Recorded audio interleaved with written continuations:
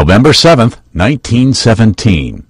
The Bolshevik Revolution takes place in Russia. Forces led by Vladimir Lenin overthrow the provisional government of Alexander Kerensky. What eventually emerges? The Soviet Union, the world's first communist state. 2000. I'll give you a sugar.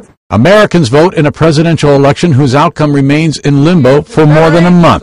The race between Republican George W. Bush and Democrat Al Gore hinges on Florida's disputed electoral votes.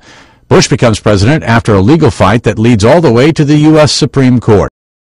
Also that same year, Hillary Clinton becomes the first lady to win public office when she's elected to a U.S. Senate seat from New York. This happens 74 years to the day that Jeanette Rankin of Montana becomes the first woman elected to Congress. 1962. Former Vice President Richard Nixon tells reporters after losing the California governor's race, "As I leave you, I want you to know, just think how much you're going to be missing. You don't have Nixon to kick around anymore because, gentlemen, this is my last press conference." But Nixon makes a comeback just 6 years later when he wins the White House. 1940. In Washington State, what's considered one of the most dramatic failures in bridge engineering.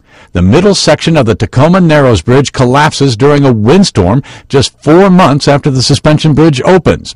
No lives are lost because the bridge was already closed to traffic at the time of the collapse.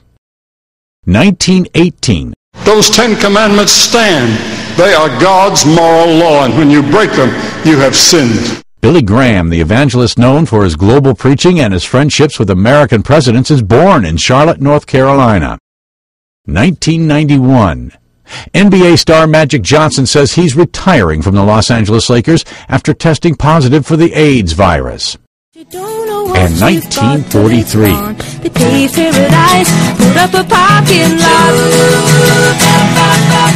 Joni Mitchell, singer and songwriter, is born in Fort Macleod, Alberta, Canada. Today in history, November 7th. Tim McGuire, The Associated Press.